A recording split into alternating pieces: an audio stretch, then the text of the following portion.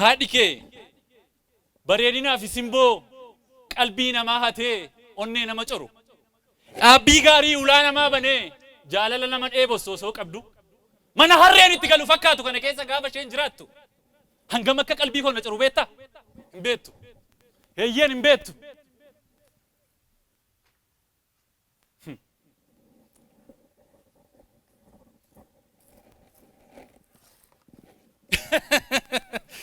Suuraa abbaa keetii ganda ani amma bitee abbaa lafaa irratti ta'ee namni hunduu na kabaju kana keessa abbaan keessa tokko dallaan isaa saawwaniin guutee gombisaan isaas midhaaniin machaa'ee isin daa'imman isaallee itittuu faannan malee nunatan ta'us garuu qabeenyaaf jireenya abbaa keetii caalaa miidhagina haadha kee isa akka urjii samii ba'u sana dhaabbii gaarii qaama isheetii ulaa onnee namaa banee jaalala nama dheebossu sanatu anaaf gulantaa guddaa qaba. Eeyyan jiruuf jireenya abbaa keetii anaaf ga'umta iyyuu hin qabu. Miidhagina haadha keetiitu anaaf gulantaa guddaa irra jira. Siinis amma gaafa dhufee ilaalu miidhaginaa fi simboo haadha kee sanarraati xiqqoo tokko qooddattee kan dhalatte natti fakkaata. Ta'us garuu maal godhare dhiiga abbaa keetii ati irraa dhalatteetu si fokkisiise. Osoo bareedduu akka haadha keetiifi ana mootii irraa dhalatte ta'e bareedduu addunyaa kanaa jedhamtee xiqqaaf guddaan akka ati faarfamtu shakkii hin qabu. Garuu namittiin akka booyyee osoo dhiqattuu xurooftu siinis haadha kee si fokkisiiste.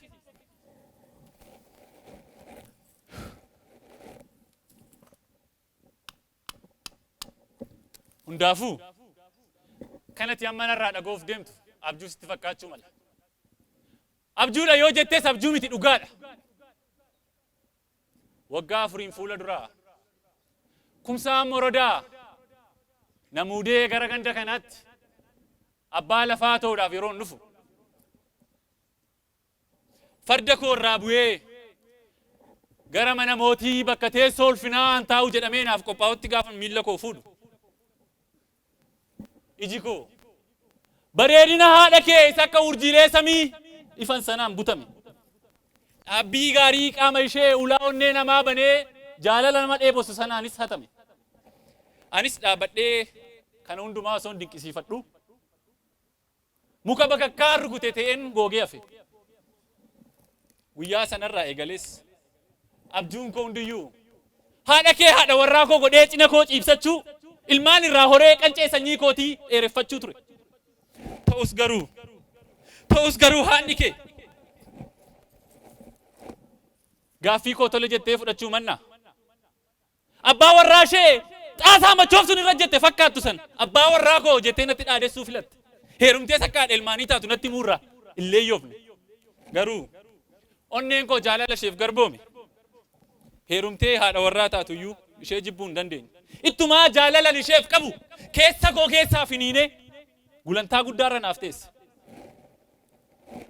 Kun abjuu sitti hin fakkaatu? Ati mootiidha. Aangoo fulfina guddaa qabda. Maaf aangoo fulfina keetti fayyadamtee haadha koo haadha warraa kee maaf hin godhane naan jechuu dandeessa. An garuu mootii humnaaf aangoo osoo hin taane mootii jaalalaaf jilbeenfatu sababan ta'eef humna koo aangoo kootti fayyadamee haadha kee haadha warraa koo godhachuu miti yaaduun iyyuu ofittummaa natti fakkaate. Eeyyeen ani humnaaf aangoo guddaan qaba. Humnaaf aangoon guddaa koo garuu jaalala mo'uu hin dandeenye. Eeyyeen akka mootolii kaanii humnaaf aangoo koo hin yaanne yoos hiikni koo maalidha ree? Hiikni jaalalaaf jilbeenfachuu koo. Kanaaf inis jaalalaaf mo'ame. Eeyyeen an mootii jaalalaaf jilbeenfatedha malee mootii ofittummaaf teessoo aangootti amanu miti. Hundaafiyyuu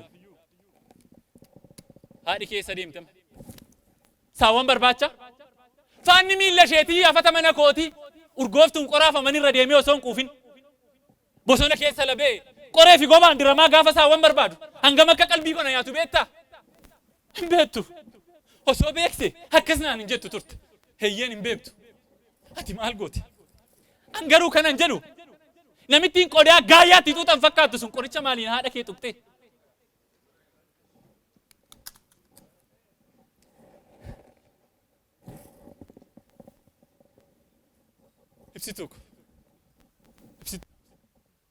ibsituu ko naan hin jedhin maafii isin hin jedhu ibsituu ko ati beeki anaaf urjiilee garaa waaqaa keessaa ba'anii dachee fifa kennan caalaa ifni kee fuulli kee anaaf ibsa yoo dubbattu dubbiin kee walalaa dammaa caalee yoo seektu seekni kee sagalee kiilooleetiin olitti dhageettii koo hata maafii isin hin jedhu ibsituu ko haadha warraa koo naaf taata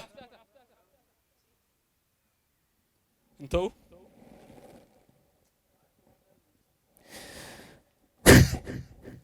jecha kana tokko immoo kana sirratti jibbe gooftaa ko naan hin jedhin teessoo guddaa fi ulfina hin qabu siif gooftaa jedhamee waamamu osoo hin taane siifis gonfoo badhaadhinaa akka ta'uudhaaf atis abbaa warraa koo naan jedhi anatti heerumtees haadha warraa gooftichaa jedhamtee waamamuu barbaada malee anaaf gooftaa jettee akkati boquu kee gadi qabdu hin barbaadu abbaa warraa koo naan jedhi hin jedhu tole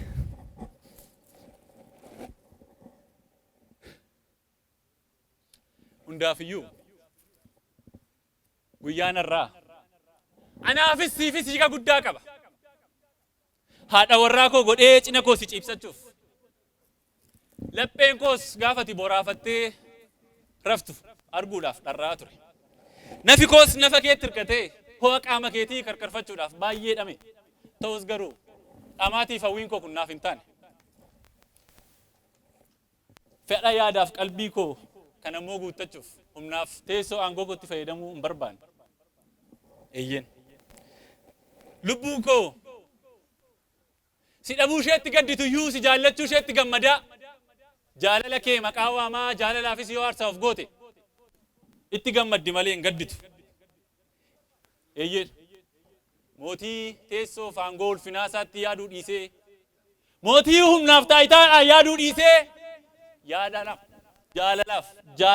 jaalalaaf aarsaa jaalalaaf wareegame ta'ee jiraachuu barbaada si bukkeetti yaadatamuu baadhu immoo dhaloota sichi dhalatu jaalala beeku bukkeetti mootii jaalalaa jedhamee maqaan kun faarfamuun barbaada mootiilee sichi ganaa dhufaniif immoo onnee mootii jaalalaaf akka jilbeenfachuu danda'u barsiisuuf jaalalaaf hin of wareega kana yoon godhamoo gammachuudhaan malee gaddaan miti eeyyee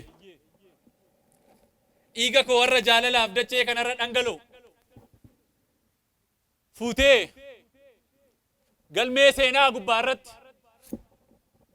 mootii jaalalaaf dhiiga isaa dhangalaase mootii teessoo aangoo ulfinaa yaaduu dhiisee jaalalaaf saba isaaf jaallate jettee akkanaa barreessitu gamanumaan waadaa naaf gali eeyyee